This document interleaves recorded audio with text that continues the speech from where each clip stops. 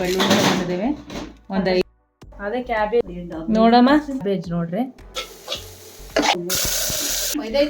Finally momos ತಯಾರಾಗೈತಿ.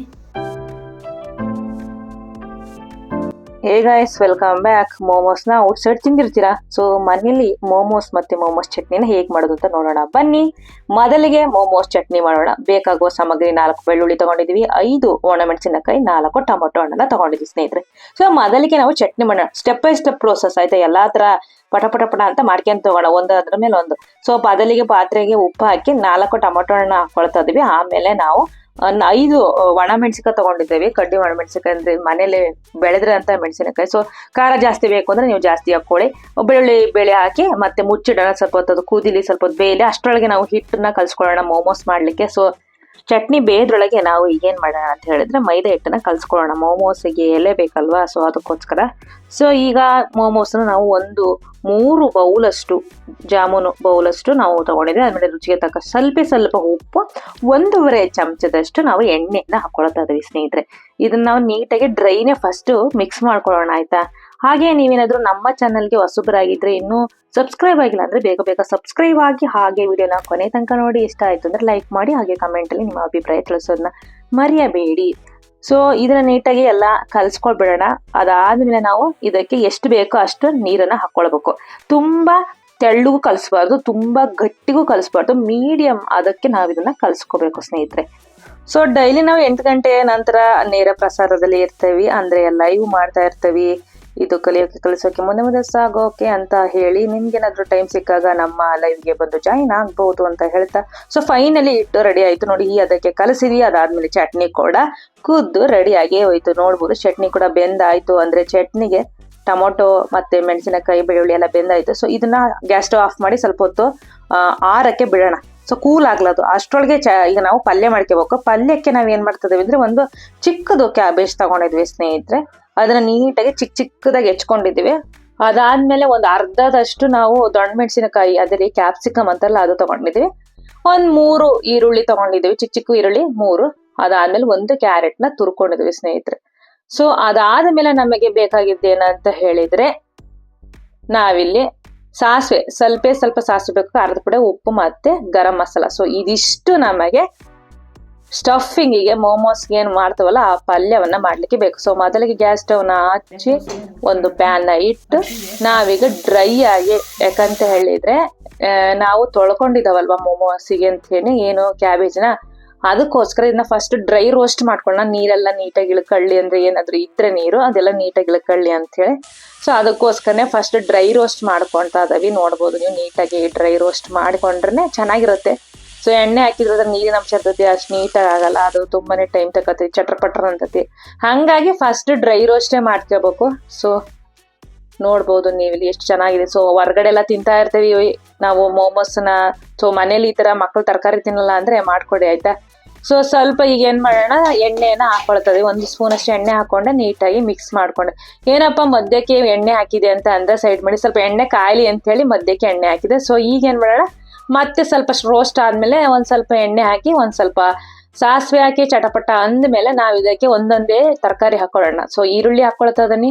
ಅದಾದ್ಮೇಲೆ ನಾನು ಇದಕ್ಕೆ ಕ್ಯಾಬೇಜ್ ನ ಹಾಕೊಳ್ತೇನೆ. ಫಸ್ಟ್ ಇದಿಷ್ಟನ್ನು ಚೆನ್ನಾಗಿ ಫ್ರೈ ಮಾಡ್ಕೊಳ್ಬೇಕು. ಕ್ಯಾರೆಟ್ ನ ಲಾಸ್ಟ್ ಅಲ್ಲಿ ಇನ್ನೇನ್ ಎಲ್ಲ ಫ್ರೈ ಆಯ್ತು ಅಂತ ಅಂದಾಗ ಹಾಕೊಂಡ್ರೆ ಆಯ್ತು.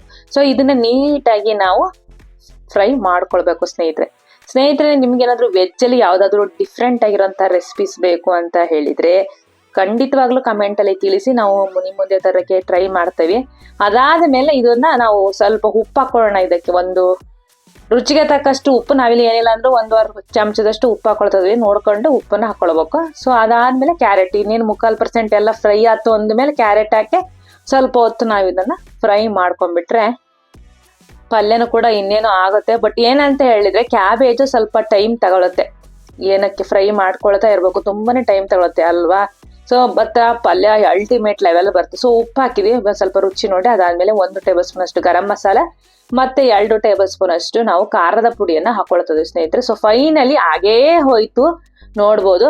ಸೊ ಈಗ ಆರಿದೆ ನೋಡ್ಬೋದು. ಈ ಕಡೆ ಚಟ್ನಿ ಹಾಗೆ ಬೇಯಿಸಿ ಇಟ್ಕೊಂಡಿದ್ವಿ, ಅದು ಆರಿದೆ. ಪಲ್ಯನೂ ರೆಡಿ ಆಯ್ತು. ಸೊ ಈಗ ಆಲ್ಮೋಸ್ಟ್ ಎಲ್ಲ ಆಯ್ತು. ಚಟ್ನಿಗೆ ರುಬ್ಕೊಳ್ಳೋಣ. ಅದಕ್ಕೆ ಟೊಮೊಟೊ ಸಿಪ್ಪೆ ಎಲ್ಲ ಬಿಡಿಸ್ಕೊಂಡು ನಾವೀಗ ಇದನ್ನ ಮಿಕ್ಸಿ ಮಾಡ್ಕೊಳ್ಬೇಕು ಸ್ನೇಹಿತರೆ ಒಂದೊಂದಾಗಿ. ಈಗ ಬಿಸಿ ಬಿಸಿದೆ ಬೇಗ ಬೇಗ ಮಾಡ್ತೀನಿ ಅಂದ್ರೆ ಆಗಲ್ಲ, ಅದಕ್ಕೆ ಒಂದೊಂದೇ ಮಾಡ್ಕೊಂತ ಹೋದ್ರೆ ಟೈಮು ಸೇವ್ ಆಗುತ್ತೆ, ಎಲ್ಲ ಐಟಮು ಬೇಗ ಆಗುತ್ತೆ. ಅದಕ್ಕೋಸ್ಕರ ಸೊ ನೀಟಾಗೂ ಚೆನ್ನಾಗೂ ಆಗುತ್ತೆ, ಪೇಷನ್ಸ್ ಆಗು ನಾವು ಮಾಡ್ಬೋದು. ಇಲ್ಲ ಗಡಿಬಿಡಿ ಆಗುತ್ತೆ. ಸೊ ಸ್ಟೆಪ್ ಬೈ ಸ್ಟೆಪ್ ಈ ತರ ಮಾಡ್ಕೊಂಡ್ಬಿಟ್ರೆ ಇದನ್ನ ಆರುತ್ತೆ, ಬೇರೆದು ಎಲ್ಲಾದು ರೆಡಿ ಮಾಡ್ಕೊಳ್ಬಹುದು. ಅದಕ್ಕೋಸ್ಕರ ಸೊ ಫೈನಲಿ ನಾವು ಮಿಕ್ಸಿಗೆ ಏನು ಹಾಕೊಳ್ತಾ ಇಲ್ಲ, ಜಸ್ಟ್ ಇಷ್ಟೇ ಏನ್ ಬೇಯಿಸ್ಕೊಂಡವಲ್ಲ ಅಷ್ಟೇ ಮಿಕ್ಸಿ ಮಾಡ್ಕೊಂಡ್ವಿ. ಫೈನಲಿ ರೆಡಿ ಆಯ್ತು. ಸೊ ಇದನ್ನ ಸ್ವಲ್ಪ ನಾವು ಒಗ್ಗರಣೆ ಕೊಡ್ಬೇಕು ಬರ್ರಿ. ಮತ್ತೆ ಗ್ಯಾಸ್ ಸ್ಟವ್ ಮೇಲೆ ಒಂದು ಪಾತ್ರೆ ಇಟ್ಟು ಆಮೇಲೆ 1 ಸ್ಪೂನ್ ಅಷ್ಟು ಎಣ್ಣೆಯನ್ನ ಹಾಕಿ, ಎಣ್ಣೆ ಕಾದ ಮೇಲೆ ನಾವು ಇದಕ್ಕೆ ಬೆಳ್ಳುಳ್ಳಿನ ಚಿಕ್ಕದಾಗಿ ಏನು ಕಟ್ ಮಾಡ್ಕೊಂಡಿದ್ವಿ ಸ್ನೇಹಿತರೆ, ಅದನ್ನ ನಾವು ಇದಕ್ಕೆ ಸೇರಿಸ್ಕೊಳ್ತಾ ಇದ್ವಿ. ಚಟರ್ ಅನ್ನೋವರೆಗೂ ವೆಯ್ಟ್ ಮಾಡಿ ಅದಾದ್ಮೇಲೆ ನಾವು ಇದನ್ನ ಚೆನ್ನಾಗಿ ಮಿಕ್ಸ್ ಮಾಡ್ಕೊಂಡು ಇದು ಸ್ವಲ್ಪ ಫ್ರೈ ಆದ್ಮೇಲೆ ನಾವು ಇದಕ್ಕೆ ಏನು ರುಬ್ಕೊಂಡದವಲ್ಲ ಅದನ್ನ ಹಾಕೊಳ್ಳೋಣ. ಹಾಕಿದ ಮೇಲೆ ಇದಕ್ಕೆ ನಾವು ಸ್ವಲ್ಪ ನೀರನ್ನ ಮಿಕ್ಸ್ ಮಾಡ್ಕೊಳ್ಳೋಣ ಸ್ನೇಹಿತರೆ. ಇದನ್ನ ಸ್ವಲ್ಪ ಮಿಕ್ಸ್ ಮಾಡ್ಕೊಳ್ತಾನೆ ಇರೋಣ, ಯಾಕಂದ್ರೆ ಸ್ವಲ್ಪ ಗಟ್ಟಿ ಆಗ್ಬೇಕು. ಸೊ ಸ್ವಲ್ಪ ಮಿಕ್ಸ್ ಮಾಡಿ ಮೀಡಿಯಂ ಫ್ಲೇಮಲ್ಲಿ ಕುದಿಲಿಕ್ಕೆ ಬಿಡಿ. ಇದನ್ನ ಸ್ವಲ್ಪ ಕುದ್ದಾದ್ಮೇಲೆ ನಾವು ಇದಕ್ಕೆ ರುಚಿಗೆ ತಕ್ಕಷ್ಟು ಉಪ್ಪನ್ನ ಸೇರಿಸ್ಕೊಳ್ತಿದ್ದೀವಿ. ನೀಟಾಗೆಲ್ಲ ಮಿಕ್ಸ್ ಮಾಡ್ಕೊಂಡಾದ್ಮೇಲೆ ನಾವು ಇದಕ್ಕೆ 1 ಸ್ಪೂನ್ ಅಷ್ಟು ಗರಂ ಮಸಾಲಾನ ಹಾಕೊಳ್ತಿದ್ವಿ. ಅದಾದ್ಮೇಲೆ 1 ಟೇಬಲ್ ಸ್ಪೂನ್ ಅಷ್ಟು ಸಕ್ಕರೆಯನ್ನ ಸೇರಿಸ್ಕೊಳ್ತಾ ಇದೀವಿ ಸ್ನೇಹಿತರೆ. ಇದು ಒಳ್ಳೆ ಟೇಸ್ಟ್ ಕೊಡುತ್ತೆ, ಅದಕ್ಕೋಸ್ಕರ. ಸೊ ಸಿಂಪಲ್ ಚಟ್ನಿ, ಸ್ವಲ್ಪ ಚೆನ್ನಾಗಿ ಮಿಕ್ಸ್ ಮಾಡ್ಕೊಳ್ತಾ ಇರ್ಬೇಕು, ಮೀಡಿಯಂ ಫ್ಲೇಮಲ್ಲೇ ಇಟ್ಟಿರ್ರಿ. ಸೊ ಚೆನ್ನಾಗಿ ಕುದಿಲಿದು. ಸೊ ಇದು ಆಲ್ಮೋಸ್ಟ್ ಆಗೇ ಹೋಯ್ತು ಚಟ್ನಿ. ಸೊ ಗ್ಯಾಸ್ ಸ್ಟವ್ನ ಆಫ್ ಮಾಡಿ ಇವಾಗ ಮೋಮೋಸ್ಗೆ ಎಲೆನ ಮಾಡ್ಕೊಳ್ಳೋಣ. ಸೊ ನೋಡ್ಬೋದು ಫೈನಲಿ ಹಿಟ್ಟು ಯಾವ ತರ ಮೆತ್ತಗೆ ಎಷ್ಟು ಸಖತ್ತಾಗಿ ಬಂದಿದೆ. ಸೊ ಮತ್ತೊಮ್ಮೆ ಇದನ್ನ ಲಟ್ಟಿಸ್ಕೊಳ್ಳೋಣ. ಈ ತರ ನೀಟಾಗಿ ಲಟ್ಟಿಸ್ಕೊಂಡು ಆದ್ಮೇಲೆ ನಾವು ಇದನ್ನ ಚಿಕ್ಕದಾಗಿ ಎಲೆಯಾಗಿ ಉದ್ಬೇಕು. ಯಾಕೆ ಅಂತ ಹೇಳಿದ್ರೆ ಈಗೇನು ಕರಿಗಡುಬು ಮಾಡ್ತಾವಲ್ಲ ಅದೇ ತರನೇ ಚಿಕ್ಕದ ಪೂರಿ ತರ, ಅಂದ್ರೆ ಚಿಕ್ಕ ಪೂರಿ ಆಯ್ತಾ, ತುಂಬಾ ದೊಡ್ಡ ಅಲ್ಲ, ತುಂಬಾ ಸ್ವಲ್ಪ ಮೀಡಿಯಂ ಆಗಿ ನಾವು ಉತ್ಕೊಳ್ಳೋಣ. ನಿಮ್ಗೆ ಯಾವ ತರ ಮೋಮೋಸ್ ಬೇಕಂದ್ರೆ ಸ್ವಲ್ಪ ಉದ್ದನ್ ಬೇಕು ಅಂದ್ರೆ ಉದ್ದಕ್ಕೆ ಉತ್ಕೊಳ್ಳಿ, ಇಲ್ಲ ದುಂಡು ಬೇಕಂದ್ರೆ ದುಂಡು ಉತ್ಕೊಳ್ಳಿ. ಸೊ ಯಾವ ತರ ಬೇಕೋ ಆ ತರ ಮಾಡ್ಕೋಬಹುದು. ಡಿಫ್ರೆಂಟ್ ಆಗು ನಾವು ಇದನ್ನ ಮಾಡ್ಕೊಂಡು ಮಕ್ಳಿಗೆ ಒಂಥರ ಕೊಟ್ಬಿಟ್ರೆ ಎಷ್ಟು ಚೆನ್ನಾಗಿರುತ್ತಲ್ವಾ. ಸೊ ತರಕಾರಿ ತಿನ್ನಲ್ಲ ಅಂದ್ರೆ ತಿಂಗಳಿಗೆ ಒಂದ್ಸತಿ ನೀವು ಇದನ್ನ ಮಾಡ್ಕೊಡಿ. ಯಾಕೆ ತಿನ್ನಲ್ಲ ಅವರೇ ಕೇಳ್ತಾರಮ್ಮ ಮಾಡ್ಕೊಡು ಅಕ್ಕ ಮಾಡ್ಕೊಡು ಅಂತ ಹೇಳಿ. ಸೊ ಒಂದೊಂದೇ ಚಿಕ್ಕದು ಉಂಡೆ ಮಾಡಾದ್ಮೇಲೆ ಇದನ್ನ ನೀಟಾಗಿ ಲಟ್ಟಣಿಗೆಯಲ್ಲಿ ಲಟ್ಟಿಸ್ಕೊಳ್ತದೆ. ಯಾವುದೇ ಹಿಟ್ಟನ್ನ ಹಾಕೊಳ್ತಾ ಇಲ್ಲ, ಎಣ್ಣೆಯನ್ನು ಕೂಡ ಯೂಸ್ ಮಾಡ್ತಾ ಇಲ್ಲ ನಾನಿಲ್ಲಿ. ನಿಮಗೇನಾದ್ರೂ ಉದ್ದಕ್ಕೆ ಕಷ್ಟ ಆಗ್ತಿತ್ತು ಅಂದ್ರೆ ಸ್ವಲ್ಪ ಲೈಟ್ ಆಗಿ ನೀವು ಹಿಟ್ಟನ್ನಾದ್ರೆ ಹಿಟ್ಟು, ಇಲ್ಲ ಅಂದ್ರೆ ಎಣ್ಣೆನ ಯೂಸ್ ಮಾಡ್ಬೋದು ಸ್ನೇಹಿತರೆ. ಸೊ ಮೀಡಿಯಂ ಆಗಿ ನಾನು ಉತ್ಕೊಂತ ಅದನ್ನ ಇಲ್ಲಿ ನೋಡ್ಬೋದು. ಅದೇ ಕಣ್ರಿ ಲಟ್ಟಸ್ಗೆ ಅಂತಾರಲ್ಲ, ಲಟ್ಟಣಿಗೆಯಲ್ಲಿ ಲಟ್ಟಿಸೋದು ಅಂತಾರಲ್ಲ ಅದು. ಒಬ್ಬೊಬ್ರು ಸೈಡ್ ಒಂದೊಂಥರ ಹೇಳಿದ್ರು. ನಿಮ್ಗೇನಾದ್ರೂ ಬೇರೆ ರೆಸಿಪೀಸ್ ಬೇಕು ಅಂದ್ರೆ ಕಮೆಂಟ್ ಅಲ್ಲಿ ತಿಳಿಸಿ ಆಯ್ತಾ. ಈ ರೆಸಿಪಿನ ಖಂಡಿತವಾಗೂ ಮನೇಲಿ ಟ್ರೈ ಮಾಡಿ, ಹೇಗ್ ಬಂದಿತ್ತು ಅಂತ ಹೇಳೋದನ್ನ ಕೂಡ ಮರಿಬೇಡಿ. ಸೊ ಒಂದೊಂದೇ ಈ ತರ ಮಾಡ್ತಾ ಹೋಗ್ಬೇಕು, ಸಮಯ ಹೋಗೋದೇ ಗೊತ್ತಾಗಲ್ಲ ಅಲ್ವಾ ಸ್ನೇಹಿತರೆ. ಅಂದ್ರೆ ಸ್ವಲ್ಪ ಟೈಮ್ ಬೇಕು, ಬಟ್ ಅದ್ಭುತವಾಗಿ ಬರ್ತದೆ ಮಾತ್ರ. ನೀವು ನೋಡ್ತಾ ಹೋಗ್ಬೋದು ಎಷ್ಟು ಚೆನ್ನಾಗಿ ನೀಟಾಗಿ ನಾವು ಹೋಗ್ತಾ ಇದ್ದೇನೆ ಅಂತ ಹೇಳಿ ನೋಡ್ಬಹುದು. ಬೇರೆ ತರ ನಾವು ರೆಸಿಪೀಸ್ ಎಲ್ಲ ಬಿಟ್ಟಿವಿ ಸ್ನೇಹಿತರೆ. ಅಮ್ಮನ ಪುಳಿಯೋಗರೆ ಅಮ್ಮ ಎಷ್ಟು ಚೆನ್ನಾಗಿ ಮಾಡ್ತಾರೆ ಅದು ಕೂಡ ಬಿಟ್ಟಿದೀವಿ, ಹೋಗಿ ಚೆಕ್ಔಟ್ ಮಾಡಿ. ಮೇಲ್ಗಡೆ ಲಿಂಕ್ ಅನ್ನ ಕೊಟ್ಟಿರ್ತೇನೆ. ಸೊ ಎಲ್ಲ ನಾವು ಉದ್ದ ಆಯ್ತು. ಸೊ ಈಗ ಏನ್ ಮಾಡೋಣ, ಗ್ಯಾಸ್ ಸ್ಟವ್ ಆನ್ ಮಾಡಿ ಇಡ್ಲಿ ಪಾತ್ರೆ ಇರ್ತದೆ. ನಿಮ್ಮನೆಗೆ ಇಡ್ಲಿ ಪಾತ್ರೆ ಇತ್ತಂದ್ರೆ ಇಡ್ಲಿ ಪಾತ್ರೆ ಇಡಿಲ್ಲ ಅಂತ ಹೇಳಿದ್ರೆ ಕುಕ್ಕರ್ ಆದ್ರೂ ಓಕೆ. ಸೊ ಇದಾದ್ಮೇಲೆ ನೀವೇನ್ ಮಾಡ್ತೀರಾ ಅಂತ ಹೇಳಿದ್ರೆ, ಒಂದು ಜಾಮೂನ್ ಬೌಲಿಗೆ ನಾವು ಸ್ವಲ್ಪ ಮೈದಾ ಇಟ್ಟು ಸ್ವಲ್ಪ ನೀರನ್ನ ಹಾಕೊಳ್ತದೆ. ಇದೇನಪ್ಪಾ ಇದು ಯಾಕೆ ಅಂತ ಹೇಳಿದ್ರೆ, ಮೋಮೋಸ್ಗೆ ಈಗ ಸ್ಟಫಿಂಗ್ ಮಾಡಕ್ಕಿಂತ ಮುಂಚೆ ಹಣೆ ಬರಹ ಬರೀತಾರೆ ಅಂತಾರಲ್ಲ, ಈ ತರ ರೌಂಡ್ಗೆ ನೀರ್ ಹಾಕೋದ್ರಿಂದ ಅದು ನೀಟಾಗಿ ಹಿಡ್ಕೊಳ್ಳಲ್ಲ ಅಂತ ಹೇಳಿ ಈ ತರ ಮಾಡೋದ್ರಿಂದ ಫುಲ್ ನೀಟಾಗಿ ಸ್ಟಿಕ್ ಆನ್ ಆಗುತ್ತೆ. ಅದಕ್ಕೋಸ್ಕರ ಸೊ ನೀಟಾಗಿ ರೌಂಡ್ ಆಗಿ ಎಲ್ಲಾ ಕಡೆ ಹಾಕಾದ್ಮೇಲೆ ನಾವು ಮಧ್ಯಕ್ಕೆ ಸ್ವಲ್ಪ ಏನು ನಾವು ಸ್ಟಫಿಂಗ್ ಮಾಡ್ಕೊಂಡ್ವಲ್ಲ ಪಲ್ಯ ಕ್ಯಾಬೇಜ್ದು, ಅದನ್ನ ಹಾಕೊಂಡು ನೀವು ಈ ತರ ಮಾಡ್ಕೊಂಡ್ರೆ ಆಯ್ತು. ನರ್ಗೆ ಕಟ್ಗಿನೋದು ಅಂತಾರಲ್ಲ, ಈ ತರ ಮಾಡ್ಕೊಂಡ್ಬಿಟ್ರೆ ಈ ಕಟ್ಟೆ ಈಸಿ, ನೀ ಕಟ್ಟೆ ನೀರು ಹಾಗೆ ಹೋಯ್ತು. ನೋಡಿದ್ರ ಮೋಮೋಸ್ ಎಷ್ಟು ಈಸಿ, ಏನ್ ಕಷ್ಟ ಏನಿಲ್ಲ. ಸೊ ಈ ತರನ ನಾವು ಮಾಡಬಹುದು. ಆಮೇಲೆ ಮತ್ತೊಂದು ಮಾಡ್ಕೊಳ್ಳೋಣ. ಸೊ ಎಷ್ಟು ಬೇಕೋ ಅಷ್ಟು ಒಂದೊಂದು ಬ್ಯಾಚ್ ಬೇಯಿಸ್ಕೋಬೇಕು. ಅದಕ್ಕೋಸ್ಕರ ಸೊ ನಾನಿಲ್ಲಿ ಮೊದಲು 4 ಮಾಡ್ಕೊಳ್ತಾ ಇದೀನಿ. ಫಸ್ಟ್ 4 ಇಡ್ಲಿ, ಒಂದು ಇಡ್ಲಿ ಸ್ಟ್ಯಾಂಡ್ 4 ಬೇಯುತ್ತೆ. ಸೊ 4 ಮಾಡ್ಕೊಳ್ತಾ ಇದ್ರಿ. ಸೊ ಇಡ್ಲಿ ಪ್ಲೇಟಿಗೆ ನಾವು ಸ್ವಲ್ಪ ಎಣ್ಣೆಯನ್ನ ಹಾಕೊಳ್ಳೋಣ. ಒಂದೊಂದ್ರಲ್ಲಿ ಒಂದೊಂದು ಇಟ್ಟು ಬೇಯಿಸ್ಕೊಂಡ್ರೆ ಆಯ್ತು. ಸೊ ನೀರು ಕುದಿಯಕ್ಕೆ ಇಟ್ಟಿದ್ವಿ, ಈಗ ಅದು ಕುದಿತಾ ಐತಿ ಅಂತ ಅಂದಾಗ ನೋಡ್ಬೋದು ನೀವು, ಇಟ್ರೆ ಹಾಗೇ ಹೋಗುತ್ತೆ. ಸೊ ಹವೆ ಎಲ್ಲ ಬಂದು ಹವೆ ಮೂಲಕ ಅದು ಬೇಯುತ್ತೆ. ಸೊ ಫೈನಲಿ ಹಾಗೇ ಹೋಯ್ತು.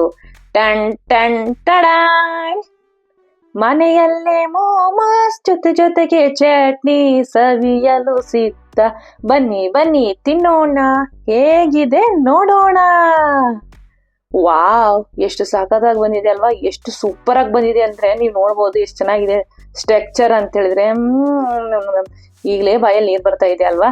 ಸೊ ಚಟ್ನಿ ಜೊತೆಗೆ ಹೆಂಗಿದೆ ತಿಂತಾ ಇದ್ರೆ ಸ್ನೇಹಿತರೆ ಸಖತ್ತಾಗಿ ಬಂದಿದೆ ಮಾತ್ರ.